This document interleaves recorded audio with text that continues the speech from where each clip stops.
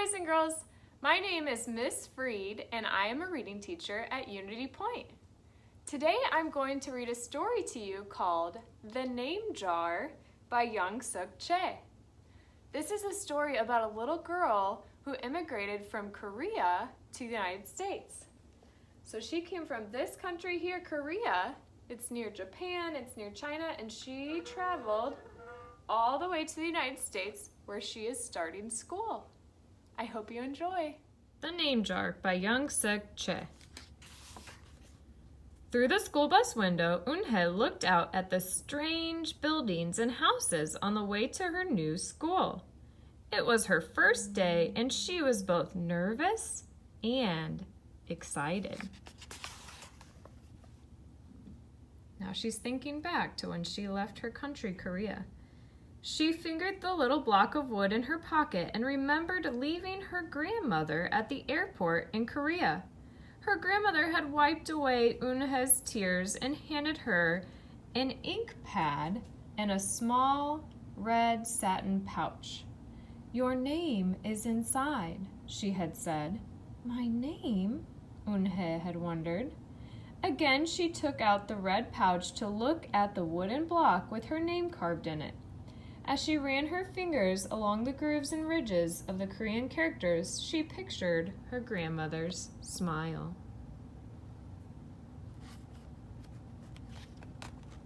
And here she is on the school bus. "Is that thing for show and tell?" a boy asked Eunhye, surprising her. Eunhye looked up as more kids leaned over. "No, it's mine," Eunhye answered, quickly putting the pouch back in her pocket. "Are you new here? What's your name?" a girl asked. "Eunhye," said Eunhye. "Eunhye?" the girl asked, scrunching up her face. Ooh, nay, some kids chanted. No, Eunhye corrected. It's spelled U-N-H-E-I. It's pronounced Eunhye. "Oh, it's you, hey," the boy said, "like you, hey." "What, hey you?" Just then, the bus pulled up to the school and the doors opened. Eunhye hurried off the bus. "You hey, bye-bye," the kids yelled as she left.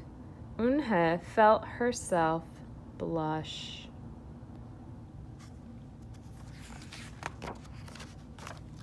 Eunhye stood in the doorway of her new and noisy classroom. She was relieved that the kids on the bus had gone to other rooms, but her face still felt red. I think she's feeling a little embarrassed. "Aren't you going in?" asked a curly-haired boy with lots of dots on his face. "You're the new girl, right?" he asked cheerfully. Eunhye nodded, and before she could walk away, the boy took her hand and pulled her through the door. "Here's the new girl," he announced so loudly that the teacher, Mr. Kokotos, almost dropped his glasses.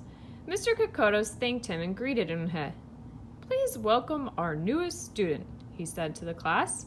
"She and her family just arrived from Korea last week." Eunhye smiled broadly and tried not to show her nervousness. "What's your name?" someone shouted.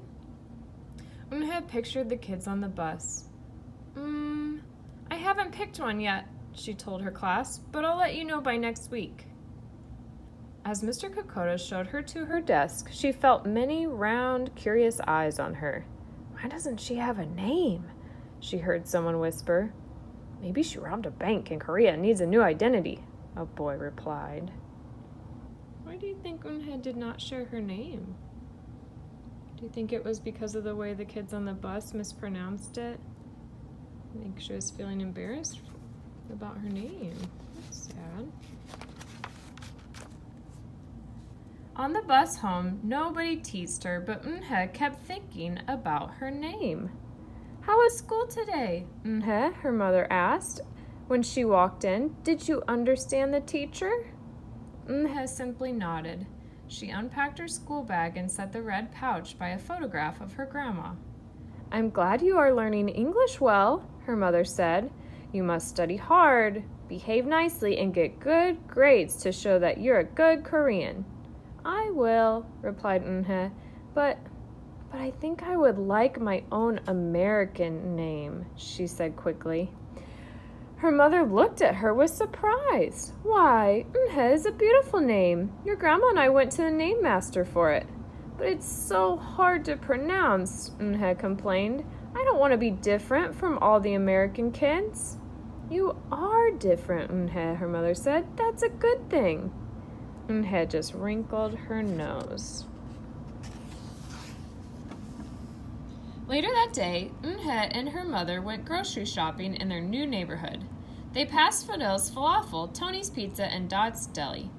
A big graffiti-painted garbage truck roared like a lion as it took off down the street. Nothing sounded or looked familiar until they got to Kim's Market. The sign was in both English and Korean. There it is. There's the English on top, Kim's Market, and here's the Korean on the bottom. Her mother picked up cabbage to make kimchi, Korean-style spicy pickled cabbage, and other vegetables and meat. She also found some seaweed, Unha's favorite for soup. It made Unha smile. Just because we've moved to America, her mother said, doesn't mean we stop eating Korean food.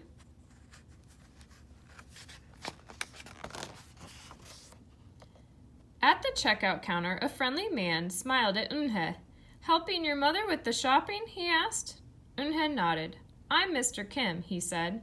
And what is your name? Unha, she answered. Ah, what a beautiful name, he said. Doesn't it mean grace? Unha nodded again. My mother and grandmother went to a name master for it, she told him. A graceful name for a graceful girl, Mr. Kim said as he put their groceries into bags. Welcome to the neighborhood, Unha. That evening, Unha stood in front of the bathroom mirror. Hi, my name is Amanda, she said cheerfully. Then she wrinkled her nose. Hi, my name is Laura. Maybe not. Her smile turned down. Nothing sounded right. Nothing felt right. I don't think American kids will like me, she worried as she began to brush her teeth. Ha-ee, manum I chusi, she said in the mirror with her mouth full of toothpaste. The next morning, when Unha arrived at school, she found a glass jar on her desk with some pieces of paper in it. I wonder what's inside the jar. Do you have any guesses? I think I see some letters written on those pieces of paper. Unha took one out and read it aloud. Daisy. Oh, they must be names in the jar. Oh, I bet that's why the book is called The Name Jar. So she's thinking about the name Daisy. That's my baby sister's nickname, but she said you can use it if you want, said Cindy, who sat next to her. Unha took out the rest of the paper. Tamala, she read. I got it from a storybook, said Nate. She was smart and brave. Unha nodded and unfolded another piece. Wednesday? Yeah, you came here on a Wednesday, said Ralph. He spelled Wednesday kind of funny. Thank you for your help. A smile spread over Unha's face. Ralph quickly said, We'll put more names in. You can pick whatever you like, or pick them all. And you'll have the longest name in history.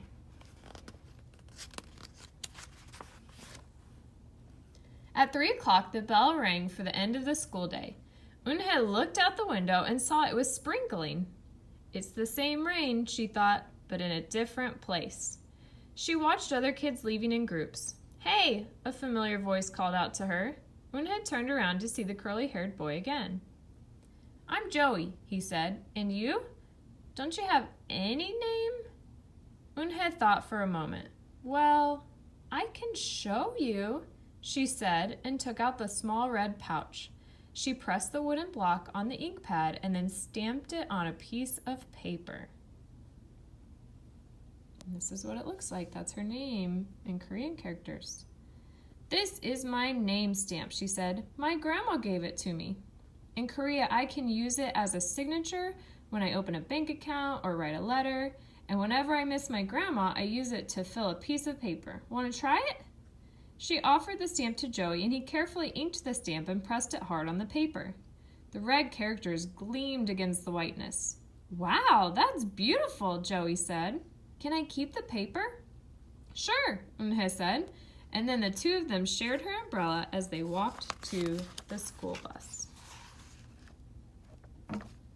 Every day the jar got fuller with more names, and Unha read them all. She found a few names she liked. Miranda, Stella, Avery, they sounded interesting. "I hope you choose the name I put in," Marco told her at snack time. "I've put in 3 more," said Ralph. "Madison, Park, and Lex. They're my favorite street names." "Maybe you should close your eyes and draw a name," Rosie suggested. Ralph frowned. "That's silly. What if she doesn't like the name she draws?" "Well, we didn't get to choose our names when we were born, did we?" Rosie argued. Everyone thought about this.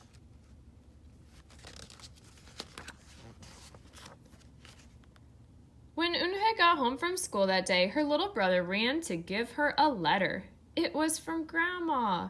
She opened it quickly. It said, "To my Unha, I hope you are enjoying your new school and new friends. Be sure to help your mother and your little brother. Here the moon is up, but there the sun is up. No matter how far apart we are, and no matter how different America is from Korea, you'll always be my Unha.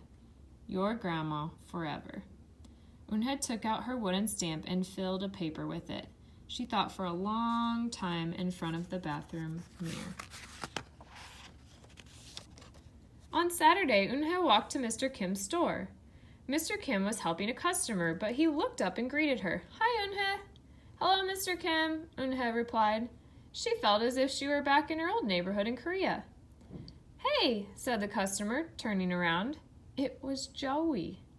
"Your name is Unha?" he asked her with his eyes open wide. Unha looked quickly at Mr. Kim, then turned to Joey. She nodded slowly. "Yes, it is. It's pronounced Unha, and it means grace," Mr. Kim added. "Unha," Joey said slowly. "Unha." This time he said it perfectly. It made Unha smile. I'll have it ready for you tomorrow," said Mr. Kim to Joey. "Thank you, Mr. Kim. See you Monday." "Unha," Joey said to her. He left before she could ask him why he was at the store. So Mr. Kim is getting something ready for him by Monday. I wonder what it could be. Okay, we're back at school. On Monday, Unha came to class early to look at the names one last time. But the jar wasn't on her desk. Instead, there was just a single piece of paper with a name on it. Unha slipped it in her pocket. "Where's your name jar?" Ralph asked as soon as he saw it was gone. "I don't know," Unha said. It wasn't on Mr. Kokoto's desk or on any other desk, and it wasn't on any counters or any shelves. As other kids arrived, they helped look. Soon Mr. Kokotos came in and Ralph shouted at him, "The name jar is gone! The jar with all the names in it!" "Gone?" Mr. Kokotos replied. With a look of concern, he asked Unha, "Did you get a chance to read all the names?" Unha nodded. She took a breath. "I'm ready to introduce myself," she said. Do you have a guess at what name she will choose? Let's see. Unha wrote her name in both English and Korean on the chalkboard. Oh, look, she wrote her real name. She didn't choose a new one. "I liked the beautiful names and funny names you thought of for me," she told the class, "but I realized that I like my name best. I chose it again. Korean names mean something. Unha means grace." "Grace Unha," replied Ralph. Everyone tried to say it. Unha, Unha. Unha said her name again slowly and clearly. Soon the kids began to say it better, even Mr. Kokotos. They applauded Unha's choice. "I was named after a flower," Rosie whispered to Unha. "Lots of American names have meanings too," Mr. Kokotos reminded everyone. When the class was dismissed, Unha heard her new friends say goodbye. Bye, Eunhye. See you tomorrow. Goodbye, Eunhye. Eunhye said goodbye and then looked around for Joey, but he was already gone. Where do you think Joey went? I bet he went back to Mr. Kim's. Oh, let's see what he brought. Oh, is that the name jar? Eunhye, come downstairs. Mother called up to Eunhye. Your friend is here. Eunhye rushed down to see who she meant, and there stood Joey. In his arms was the name jar. Where did you find it? Asked Eunhye breathlessly. Joey looked embarrassed. Well, I took it, but only because I wanted you to keep your own name, and you did. He reached in and pulled out all the names. Do you want to keep them? He asked. Thank you. I'll put them as a souvenir, Eunhye said happily. Then she pulled out the piece of paper from her pocket. Do you want this back? Joey grinned. You can keep it. I'll return the name jar to the class. Maybe you could put some Korean nicknames in it for us. Names with good meanings. I could do that, agreed Eunhye. I've already got a Korean nickname, Joey said. Mr. Kim helped me choose it. Oh, what could his nickname be? Let's see. There it is. Carefully, he pulled a small silver felt pouch from his pocket. Then he took out a dark wooden stamp with beautiful Korean characters carved sharply into it. He pressed it on the ink pad and then on the piece of paper next to her name. Ching-ku, read Eunhye. That means friend. And Ching-ku smiled back. The end.